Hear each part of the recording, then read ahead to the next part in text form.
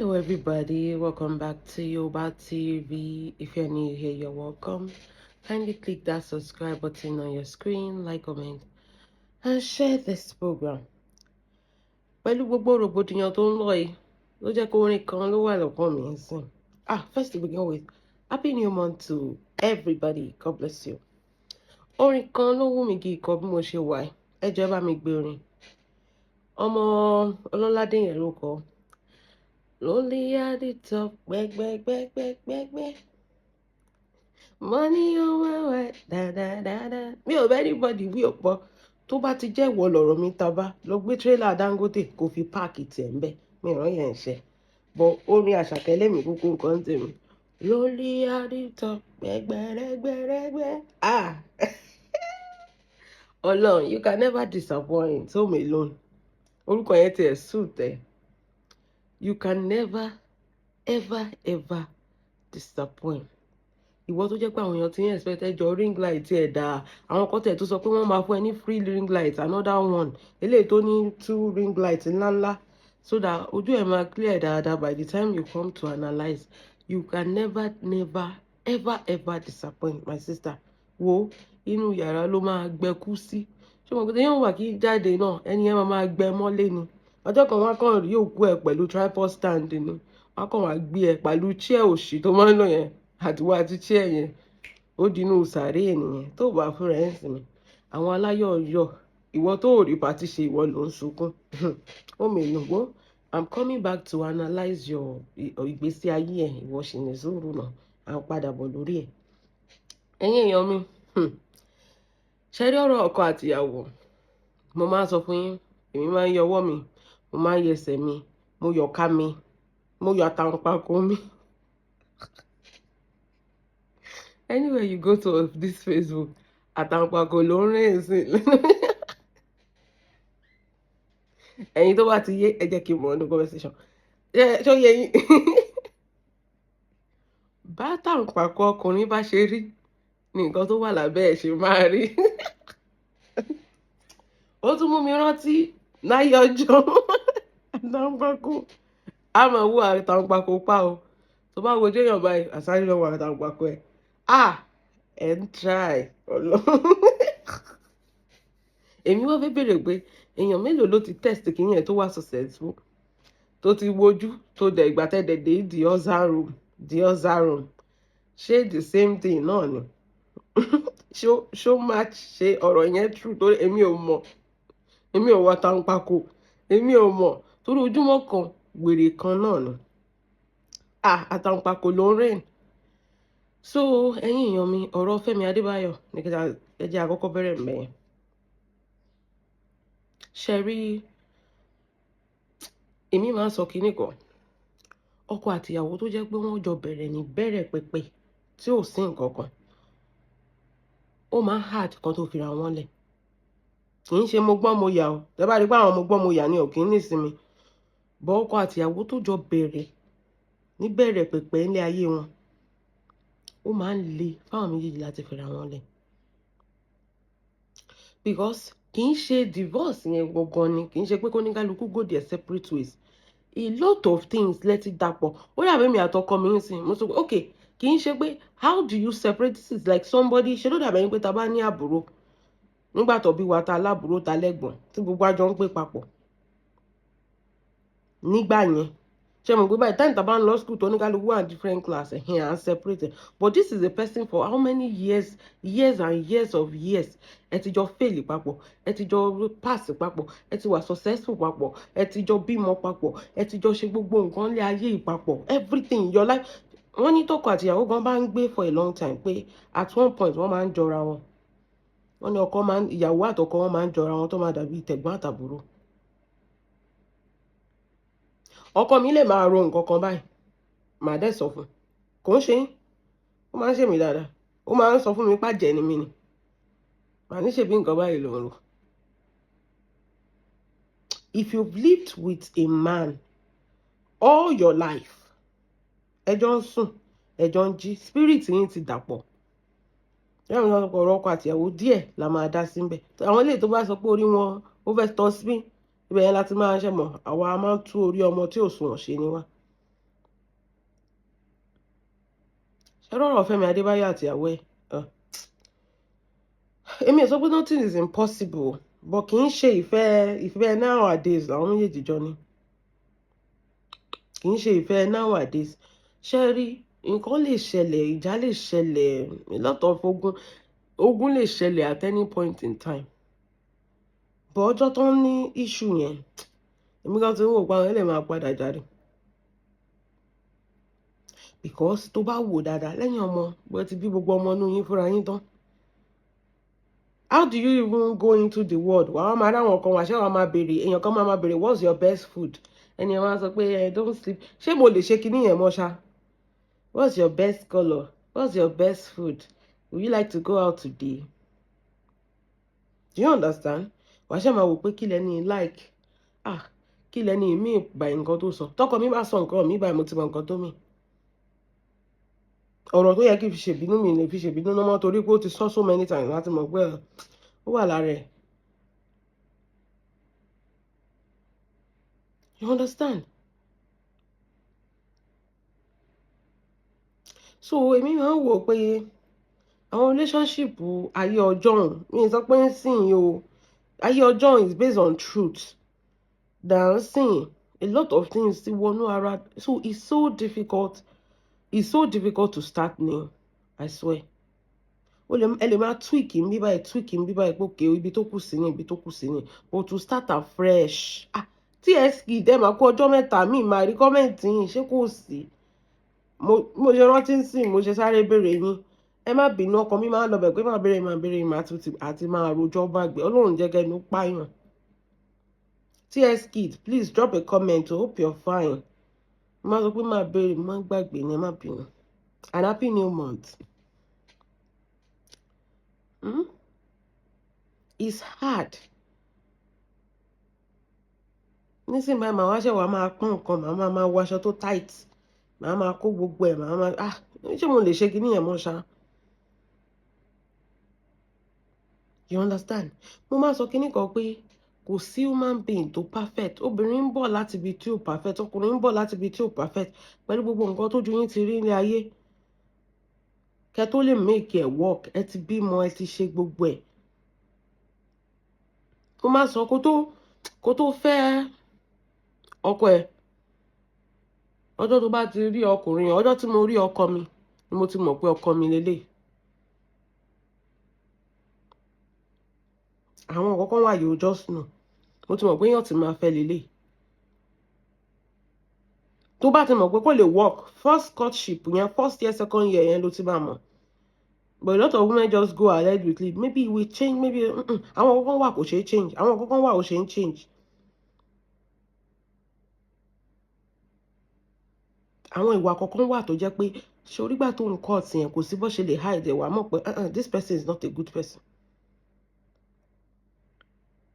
There was a time tèmi àti ọkọ mi lọ sí restaurant kan nígbà tá a ṣe like years and years ago. Then waiter yẹn mi mọ nǹkan tó ṣẹlẹ̀, kíní wine orí table ó mistakenly dà sí ọkọ mi lára díẹ̀ náà ni o. Ṣé mọ̀ tó bá jẹ́ lómi ó máa pariwo, ó máa sọ̀rọ̀, ṣé mọ̀ ó yẹ kí inú bí, which is his right. Waiter yẹn gan ti rò pé òun máa get fire, ṣé mọ̀ pé anything bí báyìí kò breed jù gan as a waiter wọn máa fire ẹ̀. Ọkọ mi dẹ̀ sọ pé it's okay, it's fine, pé we make mistakes now, pé kó má worry. Ó kàn bá ọkọ mi wá bí club soda yẹn, wọ́n dẹ̀ fi aṣọ sí, wọ́n dẹ̀ fi lift gbogbo stain yẹn, ó dẹ̀ lọ restroom. That was all. Nítorí bá ti délé òun máa fún dry cleaner, òun máa bá òun get stain yẹn off of it. Ibẹ̀ yẹn mo ti kọ́kọ́ wò pé irú èèyàn wo ni, ṣé mọ̀? Àwọn kọ̀ọ̀kan wà tèmi máa ń wò pé tó bá pariwo mọ́ waiter yẹn, you are right o, kì í ṣe pé, but àwọn kọ̀ọ̀kan wà mọ̀ pé mistake ni. Ọwọ́ ẹ̀ kàn déédéé gbá kinní yẹn lórí table, kì í ṣe pé ó dà sí ẹ lára knowingly. Ẹni yẹn dẹ̀ rí ó ti ń gbọ̀n, ṣé mọ̀? Wàá ti mọ̀ pé ẹni yẹn ti ń gbọ̀n, ẹ̀rù ti ń bà, ó ti ń bẹ̀, you know? Ó ti sọ pé it's okay, you know, which is a normal mistake. Àmúdẹ̀ ti rí èèyàn kan tó yẹ pé CEO wọn ò tètè gbóúnjẹ wá rí, wọn ò tètè gbóúnjẹ wá, wọn ò dá nǹkan sí lára o. Tẹ bá rí bó ṣe lamblast, ìlú ìwọ̀n bàjẹ́, bó ṣe lamblast waiter yẹn. Ó lè lò ló ń gbà. how much are you getting per hour, how much are you shaking per hour, how much are you shaking ṣó mọ̀ kó rí dínkù èèyàn torí pé o fẹ́ feel like you know àwọn kankan wà bó bá ṣe sí waiter ibẹ̀ yẹn ló ti máa tell irú ọkàn tó máa fẹ́.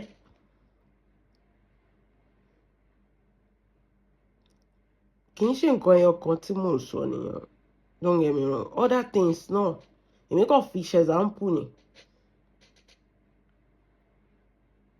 So kí n sọ pé problem tó wà láàrin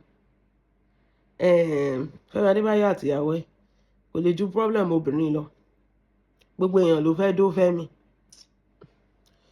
Infidelity ni kì í ṣe nǹkan tó máa jẹ báyìí ní issue, kì í ṣe pé wọn ò gbọ́ra wọn yé, they've lived together for a long time, àwọn ọmọ wọn ti dàgbà, kì í ṣe pé wọn ò lè cope pẹ̀lú ara. Infidelity that has to do with the job the man is doing òun ló ń cause the problem, gbogbo èèyàn ló fẹ́ dó bọ̀dà Fẹ́mi.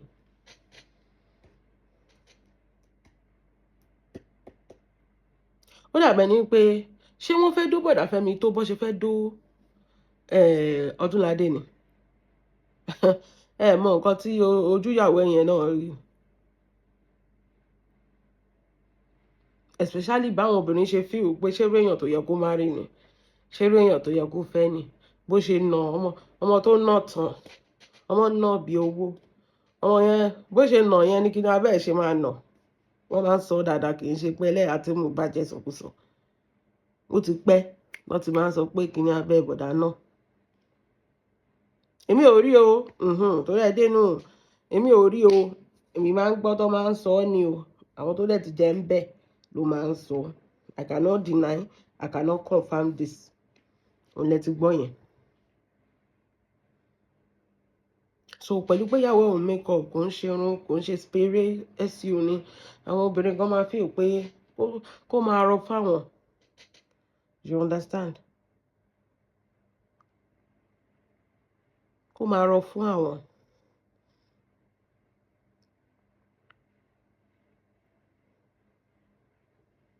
So this is what I'm saying.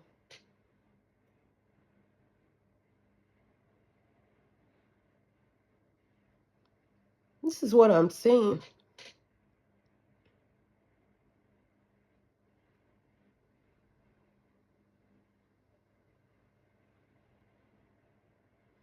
èmi ò bá sọ pé ìyàwó Fẹ́mi Adébáyọ̀ fọkàn ẹ̀ balẹ̀, kò sẹ́ni tó lè gbàkàtà lọ́wọ́ Akitì, gbogbo ọmọ ṣe rọ́ wá bẹ́ẹ̀ náà ṣe máa rọ́ọ̀lù. torí tẹ́rà bá rí ṣúgà lẹ̀lẹ̀, tẹ́rà wá bo ṣúgà, tó bá fi omi tó bá dálé wọn lórí, wà rí pé gbogbo wọn máa túká ni. má lomi tútù, omi gbóná ni kó yí dálé wọn lórí. kò sí bàbá ẹni tó lè gbàkàtà lọ́wọ́ Akitì, gbogbo ayé ló mọ̀ pẹ̀kọ́ ẹni, gbogbo ayé ló mọ̀. ò bá ìka text message bọ́ ṣe wá lọ́ ṣe máa ṣe kí ni lọ́ ṣe máa lọ. tún fi bá mi ṣe pé tẹ bá pé wá ìyá yín ò ní pé lọ. àwọn ọmọ ṣe rí èmi ò lè stress torí side chick àbí side chicken, èmi ò lè stress torí yín, ẹ lè lé mi ní bùjókòó mi dáwọn nìṣọ, àfi tó bá ti fẹ́ gbọ́jọ́ ọlọ́jọ́ lọ, tó bá ti rẹ́dí pé tí ra pósí ẹ̀ lẹ̀, àwọn tó dẹ̀ máa sin ẹ́ kọ́ ti gbẹ́ kòtò ẹ̀ lẹ̀, bó fẹ́ wá sí mi níbi tí mo wà yẹn o wọn ò bímọ sí ẹ̀dá. Infidelity tí Fẹ́mi ò bá gbé wọn, àwọn fara wọn ló máa túrò fún Fẹ́mi. tí ò bá pè wọ́n, àwọn ló máa shift pàǹtì fún, àwọn ló máa rí pé Fẹ́mi jókòó ọmọ lọ́mọ ó ń ṣiṣẹ́ ajé tiẹ̀, àwọn máa shift lẹ́ẹ̀bà yẹn. olórí burúkú làwọn obìnrin yẹn, kì í dẹ́ ń ṣe pé wọ́n ní nǹkan tó fẹ́ fi Fẹ́mi ṣe, àwọn ṣàfẹ́ yọ tójú wọn kúrò ń bẹ́ẹ̀. ló bá ti understand àwọn concept yẹn, ọkùnrin dẹ̀rẹ̀, they are weaker than women, they are weaker than women. ìlú anybody àkàn fojú bẹ́ẹ̀ sọ̀rọ̀, fi anything bẹ́ẹ̀ sọ̀rọ̀, ẹlòmíì máa déwájú ọmọ máa flex ọmọ òkè kíni. But ọkùnrin, they are very weak people. bọ́lá ṣe dá wọn nìyẹn, you cannot change it. There was a time no sọ mi dó wọn pa ló condom kó fi dó wọn pa kó dẹ̀ ṣá wọn sí blocking. That is one thing they understand. Tó bá gbogbo wà sọ́dọ̀ ọkọ mi wọ́n kàn wo ó kàn fògbò ṣe sàárà ni wọ́n máa rún ẹ wọ́n dẹ̀ máa ṣá ẹ sí blocking ìwọ ló máa ké last torí kò síbi tèmi ń lọ. Ẹ jẹ́ kán dó wọn kán má fún wọn ní nǹkan kan kó dẹ̀ ṣá wọn sí blocking. Àwọn tó wá náà wọ́n máa lọ. Wọ́n ní ẹ má má dá lóhùn lórí burúkú bá ní bọ̀bọ̀ yẹn kò ní nǹkan kan tó fẹ́ fún ẹ̀yin náà lẹ gbogbo lọ wá. So Fẹ́mi Adébáyọ̀ àti ìyàwó ẹ̀ congratulations on your return. Ẹ má fira yín lẹ̀ o ẹ ṣáà rí gbà tẹ́ fira yín lẹ̀ àwọn blogger àgbè ẹ má fira yín lẹ̀ o. Okay, moving on. Sisi Alagbo àti Engineer Alagbo.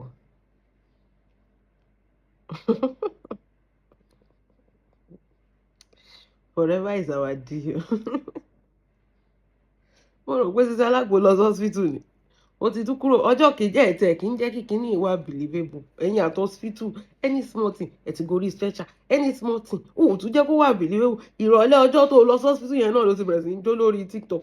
But please now ẹ jọ̀ọ́ now ẹ ti ẹ̀ heart the script ẹ heart the part ká ti ẹ̀ believe ẹ̀.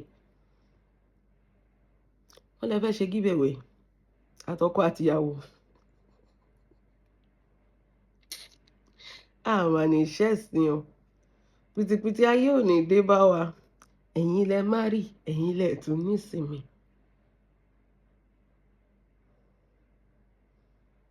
Ìwọ ló gbọ́kọ lọ́kọ ọkọ lọ́kọ ló gbà ẹ̀.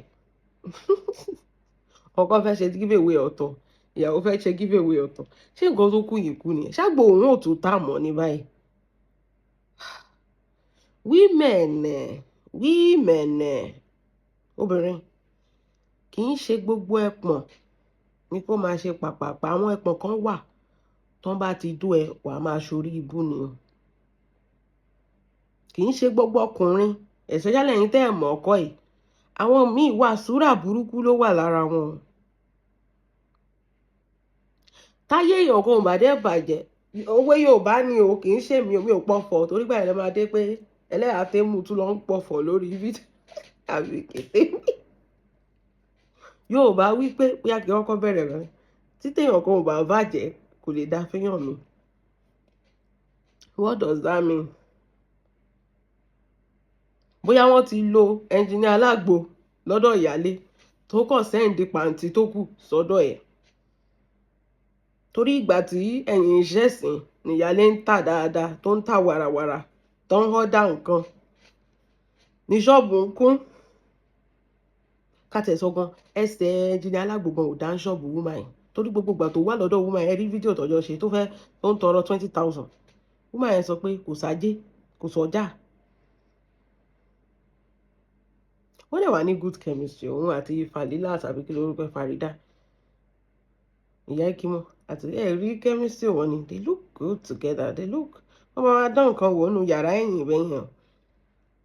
Èmi kan ń sọ ni o èmi ti wò wọ́n débẹ̀ yẹn àwa máa ń rí before kíní àwa ṣe ẹ wo ẹ já kúrò lórí ẹ̀. If you look at some people you see their chemistry. Sisi Alagbo kàn ṣe bí wèrèwèrè jáwé jura ni èèyàn tó dá wèrè pè sí lára kò ní chemistry dáadáa pẹ̀lú Engineer Alagbo. You will see Engineer Alagbo when he's with ìyá Ekimo he's always relaxed their facial expression like they are really in love you know. Ìjẹkújẹ àtẹnu náà ló lè dọ́dọ̀ Sisi Alagbo èèyàn tó fi wo they look good together I swear. They talk sexy together. Ọmọ oko yẹn ò mọ̀rọ̀ sọ. I mean, how can you live? Well, ọkùnrin ẹ̀ ń try ìṣá. Tán bá túṣì, mo fẹ́ jẹ́ kí ìyáálé Sisi Alagbo kán mú lọ fún wà ń bẹ̀ kan. Irú àwọn wà ń bẹ̀ táwọn celebrity máa ń ṣe, tán máa ń gbin ojú wọn, tán máa ń gbin aṣọ sí wọn lára. Ní dààmú mọ̀, Ọlọ́run. Kẹ́ mú ìyáálé Sisi Alagbo, ìyẹn ìyá Ekimo, kán dress fún báwọn celebrity ẹ̀ ṣe máa ń dress.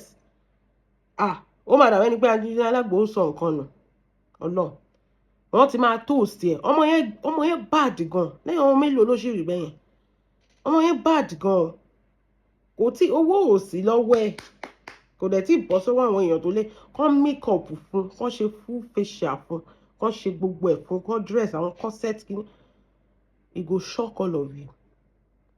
Oh my bad gan I'm really like looking forward for to that because mo fẹ́ western àti rí sísẹ́ alágbó bọ́n ṣe kojú fún bálabàla kò dáa mo fẹ́ rí ti ìyá ikí mọ́ ó máa ṣọ́ọ̀kì yín. mo ní tẹ́ bá wò dáadáa ẹsẹ̀ bọ̀dá alágbó ò dáa lọ́dọ̀ ìyá ikí mọ́ torí ìgbà tó ṣorí ibú báyìí ló ń da fún ìyá alágbó ìgbà yẹn ló ń da fún ìyá ikí mọ́ ìgbà tó ń wà àtìyàwó tuntun jọ ń ṣẹ̀sìn ìgbà yẹn ọjà ìyá ikí mọ́ tó ń boom tó wọ́n wọlé owó yẹn náà ló ń bínú because ó rò pé ibi tóun fi sílẹ̀ sí lóun máa ti bá.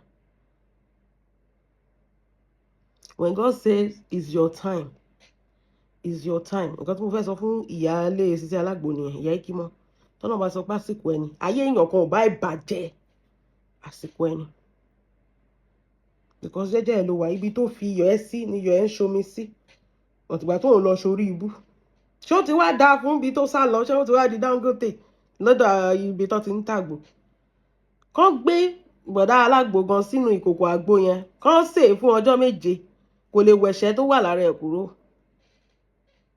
kò lè wẹ ìṣẹ́ tó ń ba yí kò lè wẹ kúrò mi ò hate yín o òótọ́ ọ̀rọ̀ máa ń dàbí kinní ni o èèyàn tó ń jump from flower to flower torí pé ń wówó kiri ṣé ó ti wá da Dangote àtọ́jọ́ tó ti fẹ́ Sisi Alágbo ti dẹjọ́ ti kọ́ refinery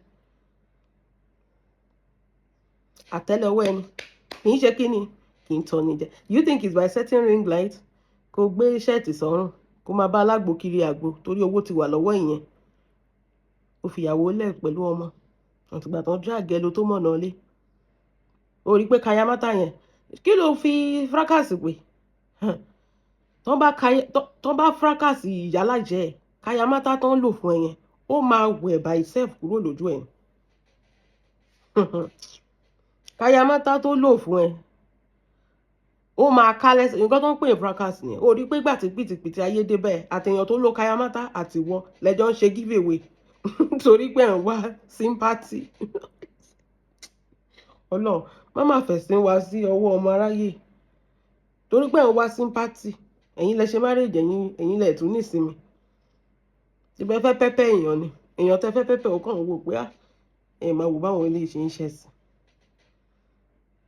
Ìyá Ikí Mọ́ is loved. Every blogger stood by her.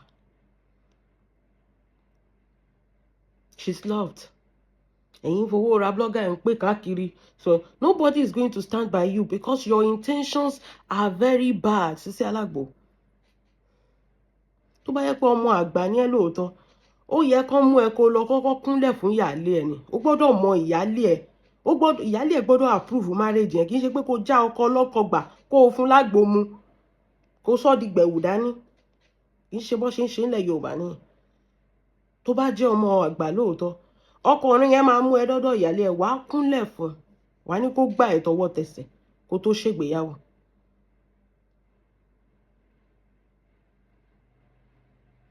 Did you do all that? At the end of the day ìwọ o tún fi gbéyàwó o tún fi pẹ́pẹ́ ìyáálé ẹ kó mọ̀ pé ẹ ti jí ọkọ gbé ẹ sọ̀rọ̀ yín di bandit tó ń jí náà gbé ẹ ń demand ransom.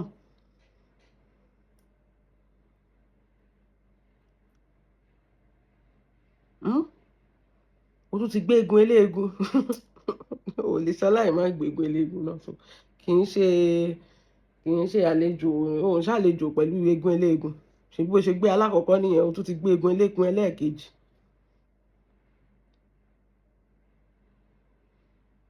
There are things that suppose wọ́n ní kó o ṣe bó ṣe yẹ kó o ṣe kó lè bá a rí bó ṣe yẹ kó rí o tún jáde ọmọbìnrin yẹn jáde ń sunkún nígbà tẹ́ fẹ́ fìtì náà ẹ̀ pa o tún jáde o tún mímí kẹ nísìnyẹn wá ń ṣe give away wo kẹ máa pín àgbò yẹn lọ́fẹ̀ẹ́ pìtìpìtì kẹ bẹ̀rẹ̀ sí ń pín àgbò lọ́fẹ̀ẹ́ kẹ má tà mọ́ nǹkan tó ju yín ṣì máa rí. Did you acknowledge ìyáálé ẹ? Because you are living the problem. That is the problem. Bó ṣe lọ sọ́dọ̀ ìyá ọkọ Bonvita tẹ́ lọ ń jẹ bisikíìtì ń bẹ ó yẹ kó o lè máa lọ sọ́dọ̀ ìyáálé ẹ màámi ni wàá máa pè màámi kò síbi tẹ́ ẹ lè tì mí sí màámi ẹ gbọ́dọ̀ wà pẹ̀lú kí gbogbo yín kúkú wọ ṣẹ́ẹ̀tì àgbo yẹn ó yẹ kó lọ báyàlé ẹ̀ kó o sọ fún kẹjọ ṣùmọ̀ ọmọ àgbà ni ẹ kìíní tí ń fa problem kán kí gbogbo èèyàn lè mọ̀ wípé kò sí já o ẹ ti settle ẹ o kí wọ́n máa lọ síbẹ̀ kó náà máa wá sọ́dọ̀ ẹ̀ wàá rí i pé gbogbo èèyàn ló máa yọwọ́ lọ́rọ̀ yín but you trying to claim like you are innocent ẹ̀yin ò kì í ṣọmọ ní wàhálà ó ń ṣọmọ ní wàhálà ló lọ gbọ́kọ lọ́kọ ó mọ̀ pé definition of wàhálà nìyẹn ọmọ tí ò kì í ṣọmọ ní wàhálà kò ń dèdí nǹkan ní nǹkan ó lè nà ń pè bẹ́ẹ̀ ó ní wàhálà ni ẹ tó fi lọ gbọ́kọ lọ́kọ tó lo káyámátà fún ó mọ̀ pé ó ti lọ́mọ sílé ó ti níyàwó sílé ó dẹ̀ lọ gbà á lọ́wọ́ àwọn fámílì ẹ̀ ó wá sọ pé ò kì í ṣọmọ ní wàhálà ìwọ fúnra ẹ ló wá wàhálà náà kò wá yí ẹ pé ayé social media la wà as a person tó wà lórí social media ó yẹ kó understand pé ayé social media la wà nǹkan máa go far far the first thing tó yẹ kó ti kọ́kọ́ ṣe ìgbà tí bọ́bọ́ yẹn ti ń tẹnu ìfẹ́ kọ́ ẹ́ ni kó ti make sure pé ìyáálé mọ̀ kẹ́ ẹ ti kọ́kọ́ jàjà yẹn kó tó di pé ẹ ṣe wedding ẹ máa jà ẹ máa settle ẹ̀ náà nǹkan tó ń pè nílé ayé nìyẹn wọ́n á ń pè kiri ò ń pè kiri ẹ̀ ń ṣe give away láago mélòó if you still don't identify the problem kí gbogbo yín wà ní ìrẹ́pọ̀ ṣé Ẹnjìnà Alágbo ṣó tiẹ̀ lè bọ́ra ẹ̀ tábà sọ pé ó fẹ́ bọ́yàwó méjì ṣó lè bọ́ra ẹ̀ ló fi wá bẹ́ẹ̀ tó ń bẹ́ẹ̀ ń ṣe content creator ó gbọ́ nǹkan tí Ìyẹ̀wé sọ ni Ìyẹ̀wé sọ pé ṣé kò níṣẹ́ lọ́wọ́ Ìyẹ̀wé ní ṣé kò níṣẹ́ lọ́wọ́ ni tó fi ń jóǹdì àgbò ọkọ tó sọ pé òun fẹ́ wá fẹ́ ẹ kò níṣẹ́ tó ń ṣe ó bẹ̀rẹ̀ sí ń káṣọ wọ̀ ó ń bẹ́ẹ̀ ń polówó àgbo ó wá sọ pé ò tí ì gbégi eléèrà ó ti bọ́ sọ́wọ́ in Mewalakas voice ó ti bọ́ sọ́wọ́ ìyá ẹ̀ ti bọ́ sọ́wọ́ ọlọ́run abẹ́ ẹ̀ tó o ṣáà má wéṣẹ̀ owó tó kù lé ẹ lọ́wọ́ ẹ mọ̀ pé wà á ti náwó ẹ̀ tán báyìí fún jígolo má tún ná wéṣẹ̀ eléyìí tó kù sí ẹ lọ́wọ́ kó máa fi ṣe giveaway àwọn tẹ́bi ń pa ló máa ń gba giveaway kì í ṣe àwọn bloggers ò kì í gba giveaway àwọn tẹ́bi ń pa ló ń gba giveaway it's better kẹ́ kúkú lọ Kano Street kẹ́ lọ ṣe sàrà ń bẹ àwọn tẹ́bi ń pa tán rówó ra dátà 2k náà lè fẹ́ pín wo ẹ máa wà okay torí forever is the deal wọ́n ti sọ fún ẹ má jẹ́ kí ọmọkùnrin yẹn kó wá kó tiẹ̀ bá ẹ bẹ́ẹ̀ ni ìyàwó ló fẹ́ kò yẹ kó tún máa bẹ́ẹ̀ ṣe àgbo torí tó bá yẹ pé bó ṣe ń ṣe fún ìyáálé ẹ̀ nìyẹn kò ní sí problem kò ṣe bẹ́ẹ̀ fún ìyáálé ẹ̀ ìwọ nìkan ló ń gbé lọ rooftop tó ń bẹ́ẹ̀ kiri àgbo wá sọ pé ò kì í ṣọmọ ní wàhálà my dear wàhálà eléyìí for the rest of your life ni o hope you understand what you sign yourself in for mìíràn sọ pé ẹ máa fúnra yín lọ́pọlọ kì í ṣe just anybody ló gbọ́dọ̀ máa kápátá yín máa fúnra yín lọ́pọlọ. So with that being said, moving on.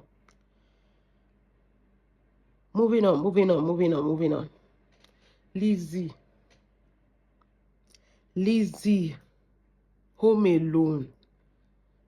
Hey, Ọlọ́run jọ ibo báwo la ṣe débẹ̀ pé Ìyábọ̀ ló lọ búlì ìyá Mercy lọ́ndà Gistlover.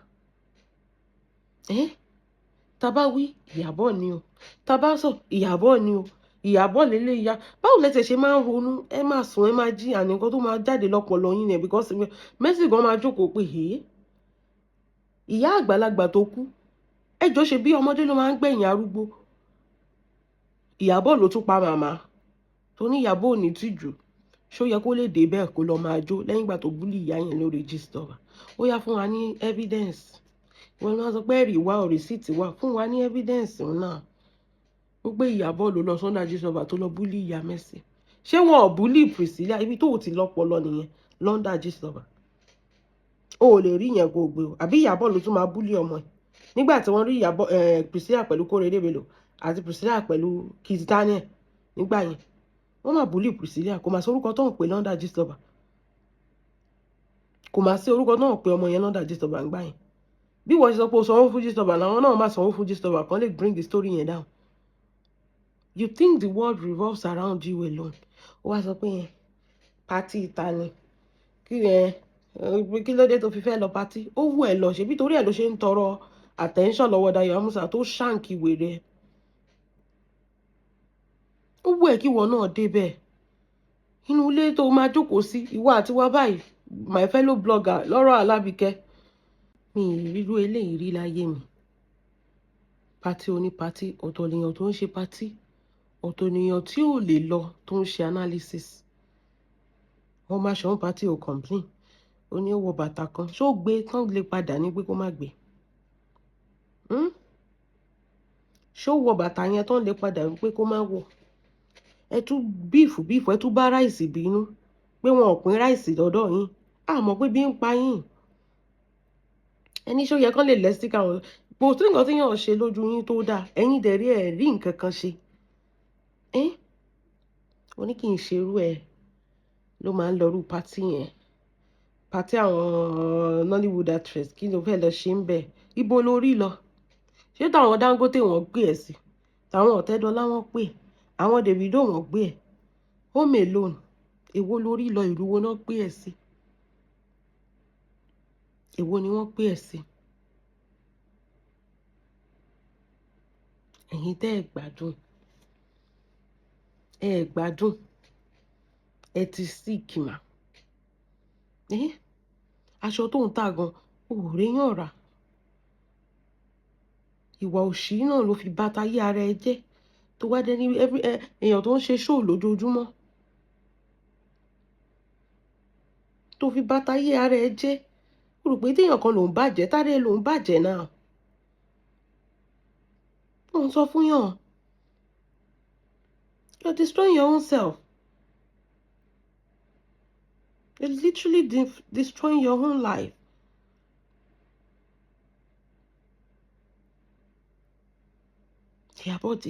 Ìyàbọ̀ das kò ń kọ́ ló ṣe pátí o pátí ẹ̀ ò sunkún ni pátí ti Mercy lélẹ́yìí kò sí nǹkan tó wù sọ ìwọ́de rí ẹsẹ̀ tiẹ̀ náà ò dáná aṣọ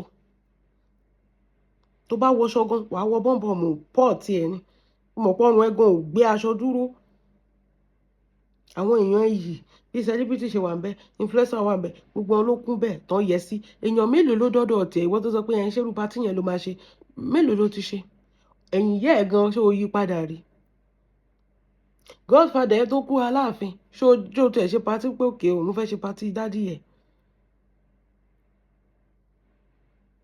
birthday lásán ó fail ó tún lulẹ̀ mọ́ ẹ lórí ni birthday tí wọ́n ń ṣe with ease ó dorí tiẹ̀ ó tún ká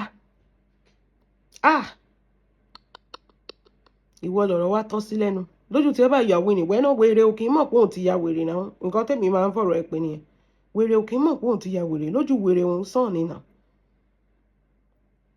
ṣé wèrè máa ń mọ̀ pé òun ti ya wèrè ni wèrè o kì í mọ̀ náà wá sọ̀rọ̀ ẹ dìdìgbò lúgí àwọn aláyọ̀ ń yọ̀ ìwọ ń analyse ní Ìyábọ̀ ló ní issue pẹ̀lú so ìgbà tó ti wá ṣe ṣó yẹn ń sìn báyìí kí ló wá ṣẹlẹ̀ á tún sì lọ patí mi ìwọ ilé ló sì máa wà tó ti máa ṣe Christmas and New Year ọkọ ò tiẹ̀ lówó táwọn sọ pé ó tiẹ̀ máa gbé ẹ lọ sí show ìyẹn gan ibo ló tiẹ̀ tún wá sìn wọ́n tún ti ẹlẹ́dàá ẹ̀ mọ́nú wardrobe